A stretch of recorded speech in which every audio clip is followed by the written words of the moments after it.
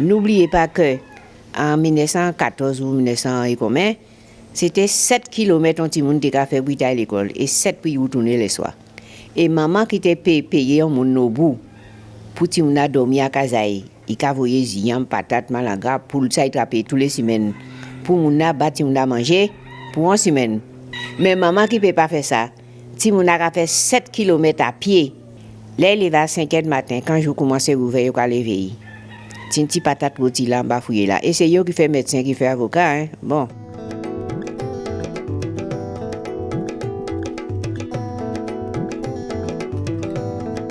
On a une bonne vision maintenant des domaines où on fait beaucoup de gaspillage, hein. On peut parler du domaine des transports, mais même du bâtiment également, où on a perdu la bonne habitude de construire bioclimatique pour empêcher à la chaleur de rentrer dans les bâtiments, par exemple, ou à la fraîcheur, quand on climatise, de ressortir trop vite. Mais c'est vrai aussi donc, de toutes les machines que nous utilisons au quotidien. En fait, on a eu tendance à utiliser, comme partout encore, hein, l'énergie un petit peu comme une drogue. C'est un shoot, c'est très agréable, ça facilite énormément la vie, mais comme toutes les drogues, il y a un effet gueule de bois derrière, et l'effet gueule de bois, il est double. S'agissant des ressources fossiles, c'est à la fois leur disponibilité qui baisse, et en même temps, leur usage qui provoque des émissions de gaz à effet de serre qui font le climat partir en dérive. Sur les 30 dernières années, c'est-à-dire qu'on sait qu'on est, nous, humanité, et la petite Guadeloupe dedans, on est hors d'équilibre. On utilise trop d'énergie, d'une façon générale, trop de fossiles en particulier, et malheureusement pour nous, les renouvelables, on le voit, ne pourront pas se substituer à la bonne, ni à la bonne vitesse, ni au bon niveau, au niveau de consommation d'énergie.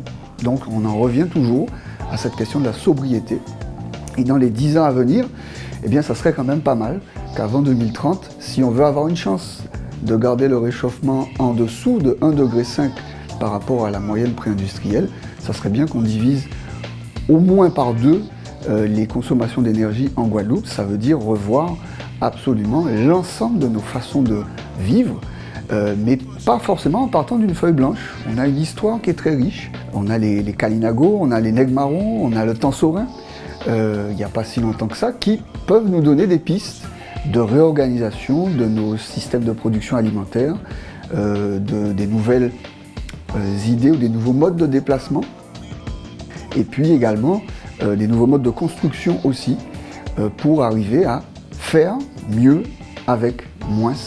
Ça doit être ça réellement l'objectif majeur de cette transition écologique et solidaire au cours de ce 21e siècle. Par exemple, sur les systèmes alimentaires, aujourd'hui nous dépendons en très très grande partie de la logistique faite mondiale qui fait produire notre nourriture à l'extérieur de la Guadeloupe et qui nous fait l'importer.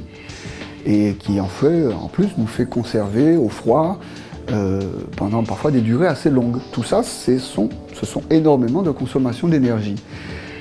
À la place, nous avons un climat tropical qui permet de soutenir une agriculture de type permacultural, donc des jardins créoles ou des agroforêts, qui dans une île du Pacifique qu'on appelle Tikopia, une petite île des îles Salomon, qui est très isolée, donc qui vit un petit peu contrainte et forcée en autarcie, qui ressemble énormément à Terre de Bas pour fixer les idées, eh bien, elle permet de maintenir depuis plusieurs siècles une population qui est de l'ordre de 1000 à 1500 personnes, donc avec une densité de peuplement qui est tout à fait comparable à ce qu'on a en Guadeloupe. Donc c'est tout à fait possible, contrairement à ce qui se passe dans d'autres régions du monde et même de France, d'avoir une densité de peuplement très importante et qui utilise au mieux l'énergie solaire, la pluie qui tombe, pour produire à peu près les mêmes choses qu'on est habitué à manger, en tout cas que nos parents, nos grands-parents étaient habitués à manger.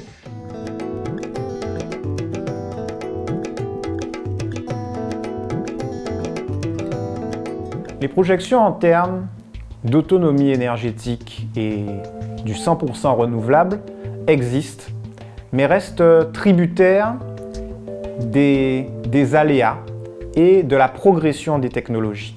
Le plan régional de l'énergie, le tout premier, celui qui remonte à 2018, positionnait l'autonomie énergétique du territoire comme atteignable à compter de l'année 2050. Entre-temps, la loi Transition énergétique pour la croissance verte d'août 2017 est venue renforcer cet objectif et cette loi invite les territoires ultramarins à atteindre l'autonomie énergétique à l'horizon 2030. Cela est particulièrement ambitieux. Néanmoins, cet objectif ambitieux a le mérite de nous amener à bousculer nos modes de travail et à accélérer les transitions en cours. Aujourd'hui, il nous reste à relever de nombreux défis. Les énergies solaires et éoliennes sont des énergies considérées comme intermittentes. Il s'agit justement de développer des outils pour permettre à cette énergie d'être la plus stable, la plus maîtrisable pour pouvoir l'utiliser en permanence. Nous avons des projets géothermiques à développer qui ont eux aussi un certain temps de développement. Nous pouvons encore faire mieux sur l'hydraulique pour pouvoir développer des projets qui seront en forêt pour pouvoir préserver notre patrimoine, notre biodiversité et cet environnement qui fait la richesse du territoire. La région Guadeloupe n'est pas un industriel, la région Guadeloupe n'est pas un producteur d'énergie. Il s'est agi au fil des années de poser un cadre stable, attractif, pour des investisseurs le plus vertueux possible.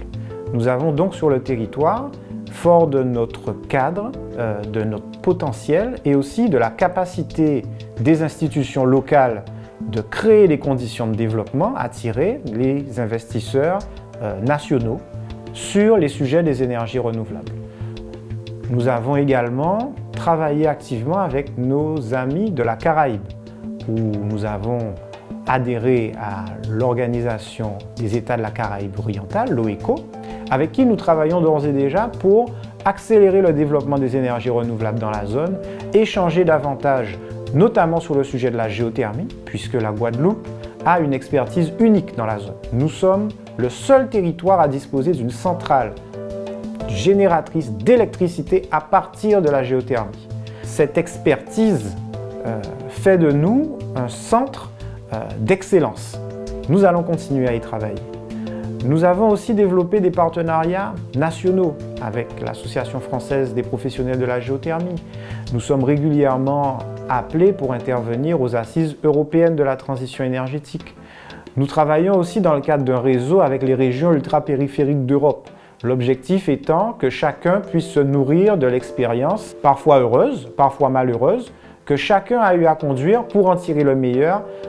Nous, clairement, en Guadeloupe, nous avons cette diversité d'énergie qui fait clairement envie à beaucoup de territoires. Nous souhaitons continuer de développer cette affaire.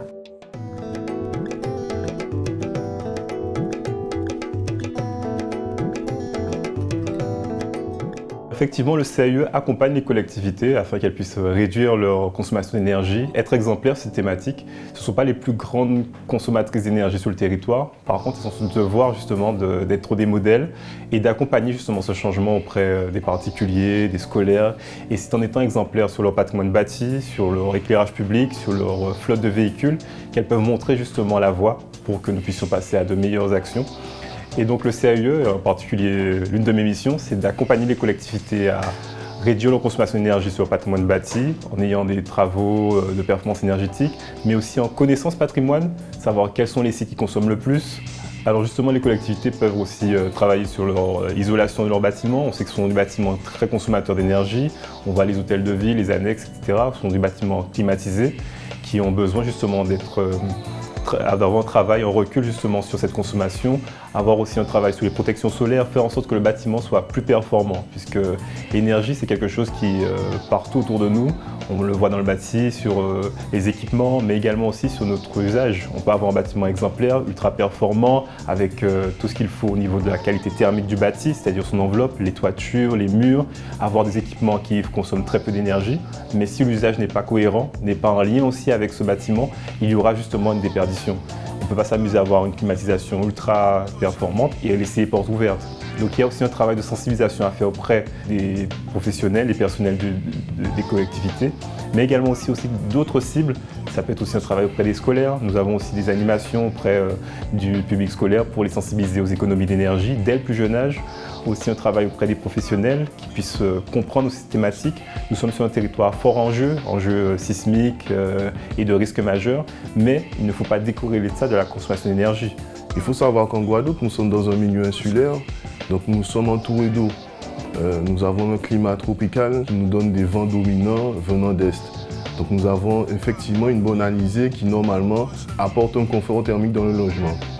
Malheureusement, certaines constructions qui ont émergé notamment après l'ouragan Hugo, on s'est rendu compte qu'il y a eu beaucoup de maisons qui ont été construites en béton. Donc le particulier, la solution qu'il a trouvée pour apporter ce confort thermique, c'est de climatiser son logement.